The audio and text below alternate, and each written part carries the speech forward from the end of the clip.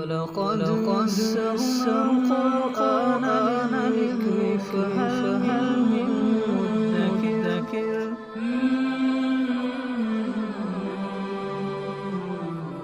سورۃ المائدہ آیت نمبر 101۔ اعوذ باللہ من الشیطان الرجیم، بسم اللہ الرحمن الرحیم۔ یا ایہا الذین آمنوا لا تسألوا عن اشیاء ان تبد لکم تسؤکم وان تسألوا عنها حین ینزل القرآن تبد لکم عفا اللہ عنها واللہ غفور حلیم۔ اے ایمان والو، لا تسألوا عن اشیاء، ایسی چیزوں کے بارے میں مت سوال کرو، ان تبد لکم تسؤکم، کہ اگر ان کو تمہارے لیے ظاہر کر دیا جائے تو تمہیں برا لگے، وَإِن تَسْأَلُوا عَنْهَا حِينَ يُنَزَّلُ الْقُرْآنِ، اور اگر تم ان چیزوں کے بارے میں اس وقت پوچھو گے کہ جب قرآن نازل کیا جا رہا ہے تو تبد لکم، تو تمہارے سامنے ان باتوں کو ظاہر کر دیا جائے گا۔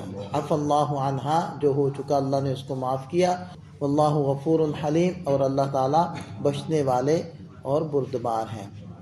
سابقہ آپ آیات میں دیکھیں کہ مختلف احکامات بیان ہوئے ہیں۔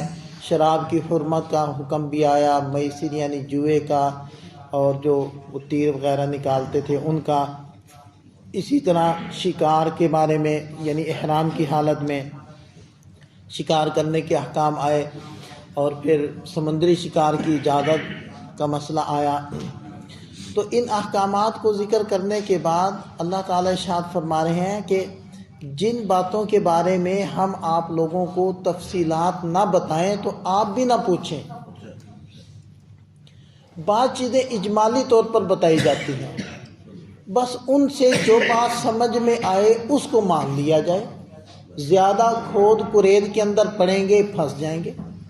وہ جیسے بنی اسرائیل کا مشہور واقعہ، یہ بات سمجھنے کے لیے وہ واقعہ آپ اپنے ذہن میں تازہ کر لیں کہ ان سے کہا گیا کہ ایک گائے ذبح کرو، گائے ذبح کر کے اس کے گوشت کا ایک حصہ اٹھا کر مقتول کو لگاؤ گے تو وہ خود ہی اٹھ کر بیٹھے گا اور تمہیں قاتل کا نام بتائے گا اور پھر وہ دوبارہ مر جائے گا۔ یہ ان سے کہا گیا تھا۔ اب گائے، بس اجمالی حکم دے دیا گیا گائے ذبح کرو، اب کوئی بھی گائے پکڑ کے ذبح کر دے۔ اب انہوں نے کہا کہ جی اچھا جی گائے ذبح کرنی ہے تو ہمیں بتائیں کہ اس گائے کا رنگ کیسا ہو، اس گائے کی عمر کیسی ہو۔ پھر کہنے لگے کہ اچھا پھر یہ بتائیں کہ وہ گائے کیسی ہو، وہ ہل چلاتی ہو یا پھر مطلب بیل ہو کہ ہل چلاتا ہو، یا پھر ویسے گھریلو گائے ہو وہ ہل نہ چلاتی ہو، یا وہ اس کو جو بیل گاڑی میں جوتتے ہیں وہ والی گائے ہو، کون سی ہو۔ اب وہ تفصیلات میں پڑ گئے، وہ وضاحتیں آتی گئی، جتنی آتی گئیں اتنے ہی پھنستے گئے۔ تو ہوا یہ تھا کہ حج کے بارے میں نبی پاک صلی اللہ علیہ وسلم نے بتایا کہ حج فرض ہے۔ تو حضرت اقرع ابن حابس رضی اللہ عنہ، انہوں نے آپ علیہ السلام سے پوچھا کہ اللہ کے رسول، کیا حج زندگی میں ایک مرتبہ فرض ہے یا ہر سال فرض ہے؟ آپ علیہ السلام نے بات کی طرف توجہ نہیں کی، تو انہوں نے پھر سے یہ سوال کیا۔ پھر آپ علیہ السلام نے توجہ نہیں دی، یعنی جواب نہیں دیا۔ تیسری مرتبہ پھر انہوں نے یہ سوال کیا، تو اب آپ علیہ السلام نے اظہار ناراضگی فرمایا اور پھر یہ بات ارشاد فرمائی کہ دیکھو، جس بات کو جتنا کہا جائے اس کو اتنا ہی مانو، اس کی مزید وضاحتوں میں، تشریحات میں، تفصیلات میں مت پڑھو۔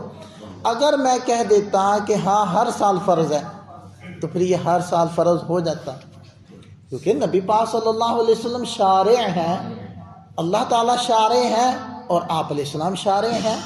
آپ علیہ السلام کا کسی کام کو کرنا شریعت ہے، آپ علیہ السلام کا کسی کام کو حکم دینا کہ یہ کرو شریعت ہے، آپ علیہ السلام کا نہ کرنا، خاموش رہنا کسی کو کرتے ہوئے دیکھ کر، یہ بھی شریعت ہے۔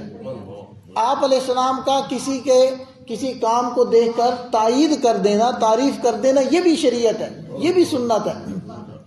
تو اس لیے کہہ دیا گیا کہ مت پوچھو، یا ایھا الذین آمنوا لا تسألوا عن اشیاء، ایسے ہر چیز کے بارے میں مت پوچھا کرو، جتنا پتہ چل جائے بس اس کے اوپر عمل کر لو، تفصیلات میں مت گھسو، خامخواہ پابندیاں مت لگواؤ۔ ان تبد لکم تسؤکم، اگر تمہارے سامنے ان باتوں کو ظاہر کیا جائے تو تمہیں برا لگے۔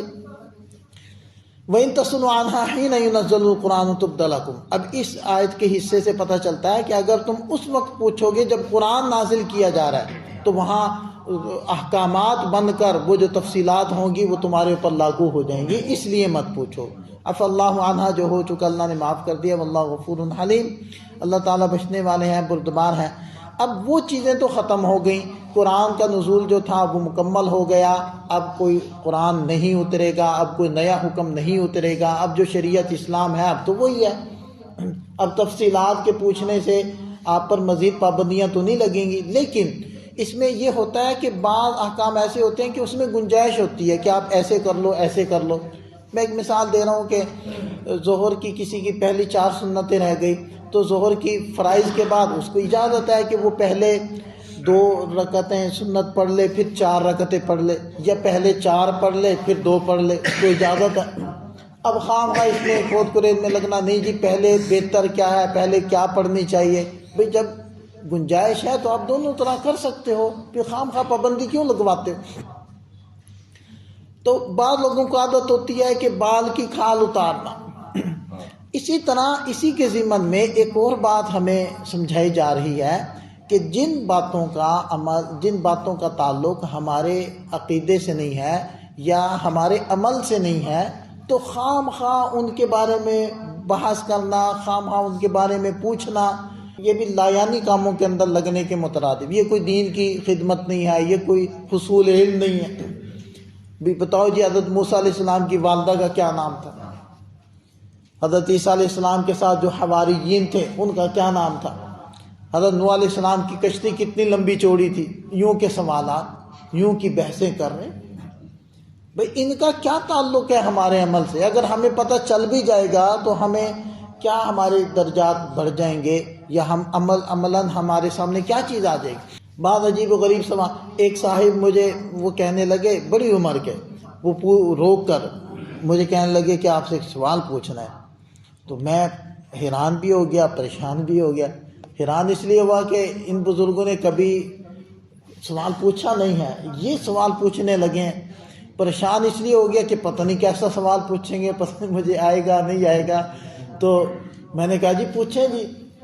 انہوں نے کہا کہ جی مسئلہ یہ ہے کہ اگر کسی علاقے میں کسی نہر سے ایک میت ملے، میت بھی لڑکی کی ہو، اور نہیں سمجھ آ رہی ہے کہ یہ مسلمان ہے یا غیر مسلم ہے، تو بتائیں کہ اس کا جنازہ پڑھیں گے یا بغیر جنازے کے اس کو دفنائیں گے؟